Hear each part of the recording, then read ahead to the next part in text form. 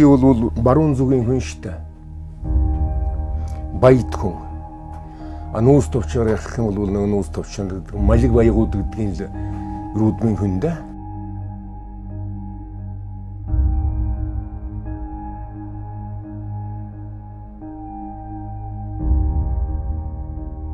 Хоёр настайдаа би эцгийг алдаж. За нэг 7-8 настайдаа ээжээс ингээд өн чинь сурахгүй юу. Тэгээ сургуульд хөргөж өгөх хүн байхгүй. Тэр үед ааганд уршиг гэдэг хүний тэмээн байгдана. Малчин сумрыг ингэж сургууль сурахаар явахдаа хөлн үцгөө явж байлаа. Тэгтээ зэрэг чинь би чинь одоо хүн байхгүй. Нэг бүл төрсөн нутгийн нэг чөөн бүлгийн усанд нэг нүүрэн би хараад би нэг битсэн байгаа. Санаанд цаавраад ирлээ шигэнд. Тэгсэн чинь нэг усны мэрэл занд миний дүрс ингээд тодраад инхийг би өөрийнхөө яахуд харж штт. Цэмбэл минь удаа чи ганцаар өвдөж удаа чи яах удалтай вэ? Чи ирэн хаанаас гараад ирсэн хэмбэ гэж би өөртөө асуулт тавьж яасан. Би ердөө мартдаггүй манийг. Тэгтээ зэрэгэл би одоо ингээд яригээд энэ өндөрлөгөөс ингээд харсан чинь өөрийгөө би эрж эхэлсэн байна. Чухам тэр үед л нэг бүтэн өмчмөн хүн гэдэг чинь ийм байдаг гэсний тийм бодол надад ингэ төрж байсан юм л да. Одоо чи ганцаар чи одоо яах гэж байна? Чи ирэн ямар бодолтой байна гэдэг чинь их чухал асуулт байгаа юм шүү чи. Тэр хүн нэг юм сэрж эхэлж байна. Тийм нэг сэрх мэдрэмжийг тэрсэн нутгийн минь тэр тунгал ус бүлгэд уссан дүрс маань над руу харж байгаа хэлж өгсөн гэж би тэгж боддог байх. Энэ зүгээр бэлэг дэмбэрлийн чанартай юм огтхон жишээ. Тэгтээ зэрэг хүний амьдрал бол юм хөтэй зэрэг өөрийгөө эрнэ гэж их том ажил байдаг. Өөрийгөө улна гэж их том ажил байдаг. Уулах төдийг бас өөрийгөө нээнэ гэж ингэж байдаг. Тэгээ би малчин сумын дүн сургуулийг төгснөхийн дараагаар ерөөсөө нэг хоолтой зөвлөх хэрэгтэй гэдэг техникумд би очмоор байна гэж хэлсэн дээ бүчиг. Сурлагч хайрууд ордог 10 жил намайг хуяарлсан юм байгаа. Тэгээд би 1964 онд аймгийн төвийн 10 жилийг төгсөө. Тэгээд Монгол Улсын их сургуулийн оюутан болсон юм төвхтэй юм л да. Би юмыг бол одоо нэг ургуулсан бодох талдаа бол их олон юмыг боддог, янз бүрийн юм асууж шалгаадаг. Өвд настан хүртэл намайг энэ хүний ам руу орчих гэдэг хаашаа хөөхт байна. Давсч гимнаас дуттгоо гэдэг. Намайг зарим хүн болохгүй гэж хэлдэг байсан. Би жоон хариугийн дурн барьч нэг хүний дураарууд байхгүй. Энэ чинь юурээс ингэ 4 сарай л. Ихтэл ганц тэр нэг ламд идэ маань л өө энэ чинь л ганцаараа хүн болж бидний нэрийг гаргана. Энийг сайхан жөрөөлөн юу хэлжсэн дээд залтсан байж ш миний хоолой хамаатна. Миний амьдрал тохиолдсон нэг их эвгүй явдал бай. Их сургууль дурангууд урыс хэлийг шалгалтуудын цэмийн онцогчсон хэрнээ хаанаас ирсэн бэ? Хэн болохыг хүсдэг вэ гэсэн хамгийн энгийн жижигүрийн асуултыг урсаар асуухад би хариулж чадахгүй байсан шүү дээ. Тэгсэн чинь багш маань дебил гэж намайг хэлв. Чи маанаг л гэсэн үг л дээ. Маанаг юурл хэлэхгүй яах юм гэж. Тэгээ гэртээ харж яваад маш их гутарч гундаад өөртөө биш л нэг багш нартай гомдож байна шүү дээ. Надад дууд шатны хийс практикол усрлэгдэд болгосон. Хуусан цээжлүүлсэн. Гэтэл бүтээлч актинг бол усрлж шал үн цэнийг тийм ээ. Яг мөн чанарыг нь сэтгэл буудланад ингэж хэлээ өгсөн бол би мартахгүй шүү дээ. Хэлний дүрм цээжлүүлж явах ямар хэрэгтэй. Энэ бол миний төрсөн нутгийн зураг байна. Би төрсөн цагаан хайрхан үүдийн овын байна. Энэ ард аюуш. Гүнч бас гайхам шүү хүний нэг шүү Монгол. Тэзээ гисэн юу дуулаад олон төмнийхэн тусын тул 990 амсаад бүгдийн туулаа гарсан ямар сургууль соёл актив төгсчихсэн хүн биш шүү дээ. Тэгтэн л одоо нэг цэцэг нүрийн дуулан гүдэрдээд манжин эсрэг тэмцлийн манлайд нь одоо арт түмнээс сэрээжсэн хүн сайхан ш тэн утгаараа. Улаанбаатар хот бол тэр үед миний хувьд дүлгэрийн орон байж. Тэгээд даруухан газар шүү дээ. Хамгийн өндөр байшин гэдэг чинь их дэлгүүр хамгийн өндөр нь ярьдаг байсан. Урд нь өндөр хоршоо гэсэндээ зан назрын музей хоёрыг л хамгийн өндөр байшин гэж хэлдэг байсан шүү дээ. Зөвлөлт толгой тус гэж байхад тийм ээ. Сэтгүүчдийн холбоо Тэвлийн ноостаг илгээ самтран зарласан олон улсын өрн зохиолын уралдаанд би ороод яах вэ ер нь хүчийг үзье. Яг бол олон улсын уралдаан шударга байдаг шүү дээ. Манай уралдаан шударга байж чаддгүй юу? Бичээгүй байхад барь эзүүлчихсэн байдаг шүү дээ. Чи нөдлөн явсан шүү дээ. Энэ жил чи хоёр дахь чи ийм маягаар нэг явдаг байсан уу? Энэ хоёрнаас салаа байдгүй. Олон улсын уралдаанд л орж явах хэрэгтэй. Хүчийг үздэг. Би нэгдүгээр байранд орсон. Тэргүүн байрны шалгараа.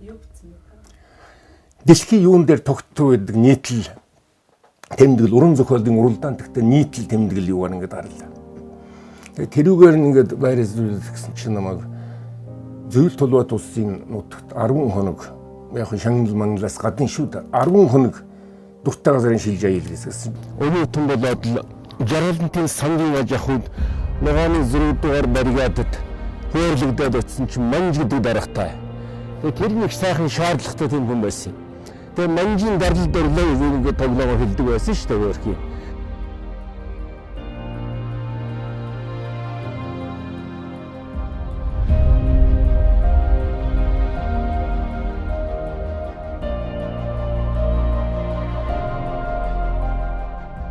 Медаль дараад улсын хуроонд ингээд хуваарлагдаад л тэгэл дараад нь сэтгүүлчин замаар ингээд ихсэн дүүхтэй юм л да. Тэгээ насаараа сэтгүүлч хийлээ. Түүхэн тандахны 3 хандлага байдаг юм. Ялангуяа манай зохиолч сэтгүүлчд энийг мэдж авах хэрэгтэй байгаа юм л да. Тэгээ нэгдүгээрт нь тэр өнгөрсөн түүхийнхаа одоо улалтай дэвшилтэй сайн сайхан бүхнээр бахарх баярлах юм бидэнд их байдаг шүү дээ. Дэлхийн түүхийг бүтээхэд ингээд хэлэн тийм ээ. Чингисийн байлдан дагуултын дарааг Чингис гэдэг хүн одоо нэг хууль зүйгүй ертөнцид хүчилчгээд хууль зүйтэй ертөнц хууль эрхэд төрийг байгуулсан мөнхийн говийн тэр байвгаа юм л да. Тэгээ нэгдүгээрт нь тэгээд түүх харан багах. Хоёрдугаарт нь аль хэрэгтэй гэж үзсэн бүхнийг амьдралдаа хэрэгжүүлдэг.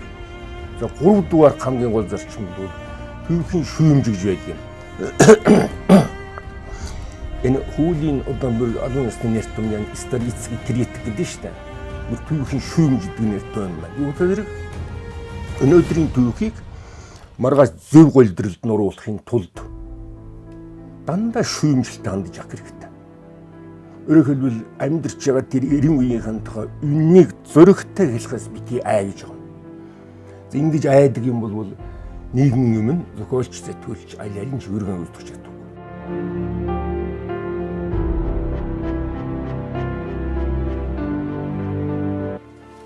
Тэгээ би ч удаа насаар ингээд сэтгүүлч хийлээ. Энэ талд нь явлаа. Би дандаа л хүч бууран талд, шудраг талд би дандаа хэлж явжсэн. Би хэнээс нь айгаагүй. Би айдсыг ялсан хүн гэж өөрийгөө би боддог. Би энэ хэлмэдүүлтийн сэдвэр чинь би айхгүй байсан. Наад тэр харан гэдэг найргал юм уншаад үзээрэй. Түүсийн гэрэн тэгээд миний тэр золиас энэ тэргээл төлөөс гэдэг чинь байж байгаа тухай. Энэ бол одоо хэлмэдлийн сэдвэр ütсэн миний 3 дахь том бүтээл мөн байх юм да.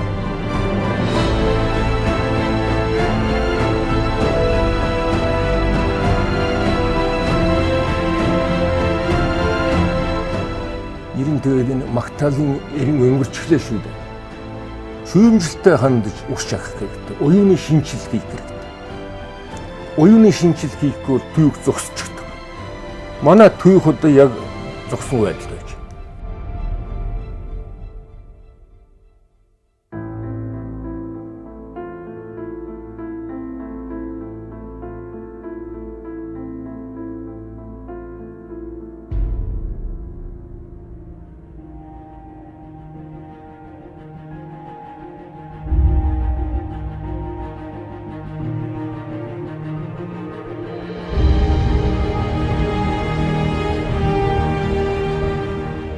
Оюуны шинжилгээ нэг гэдэг юм шүү дээ.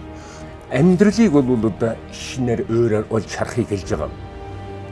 За тэгтээ зэрэг боловсралтай хүн гэж хүн бүхэн өөрийгөө ярьдаг тийм ээ. Маш олон болжээ. Диплом авчихсан, энд төгсчихсэн.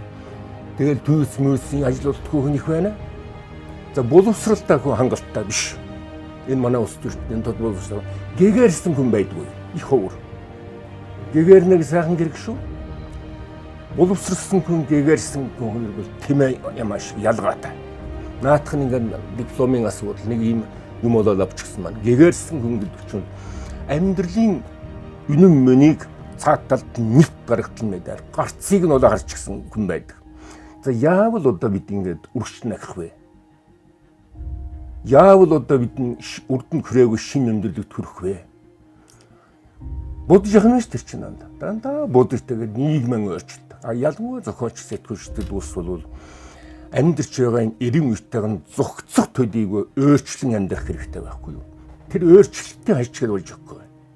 Би одоо залуучуудын ихтэн зэрэг нэг төрийн давтагдах болол байна л да. Зүгээр 90 хүн заавал зоригтой, ариун зоригтой амьдрах хэрэгтэй. Зөвхөн өөрийн төлөө, өрөөлийн төлөө гэж бас нэг үлэг болсон ч бас биш л да. Хүн ирэн тэгээ зөвхөн өрөөлийн төлөө яваад байж болохгүй шүү дээ. Өөрөө гэж бас байж шүү дээ. Тийм биз? Өөрөө гэж ингэж байж шүү дээ. Тэр байтга сая нэг унц байдлын нэг вавга гэдэг хүн над ярьлаа. Тэднүүдийн алтан зарчим байд юм байна. Мөсний хонгол руу хүн орчин штэ ингээд амиа тэгээд живэд орчт юм байна. 64 7 хүнийг аварсан хүн тэр. Тэгтээ зэрэг тэрний орохтаар хамгийн эхлээд өөр амьд байгаагаар гэдэг алтан зарчим үйлчилдэг гэж. Бүр номонд тэг заадаг. Тэгжээж тэр хүнийг аврах нь штэ. Өөр хүчүүл тэднийг аварч чадах. Эхлээд хамгийн олон амьд байна шүү гэж. Тэгээд урт талаас нь битгийвэр хойноос нь тас дэвэрч бариараа энэ төргээд бүр нарийн заавартай байдаг. Тэгтээ энэ юм адилхан л да. Ерөөсө зорилго санснаа хүрэхин тулд эхлээд өөрөө гээгэрх хэрэгтэй. Өөрөө боловсрох хэрэгтэй. Өөрөө бүгдийг хийх хэрэгтэй. Бусдыг гээгэрүүлэх гэж байгаа бол өөрөө гээгэрх ёстой эхлээд. Тэгжээж бусдаа нийгэмд хүндэгч тус болно шүү дээ. Тийм учраас манай залуучууд бол сайхан ариун зорилготой амьдрах хэрэгтэй. Эдийн шуналгүй байх хэрэгтэй. Их сайхан ном бичдэг, их сайхан сэтгэдэг. Энэ бүхэн чинь тэр Мерседес Бенц чинь зэврээ далгуулчдаг бол тэр оюуны хуримтлуулсан потенциал сан чинь хязгаарч тундрахгүй. Тийм л сайхан гэгээр ухаалаар оюунаа ингээд дүүргэх юм бол их оронд энэ л хэрэгтэй. Энэ чинь их юм авчирна шүү дээ.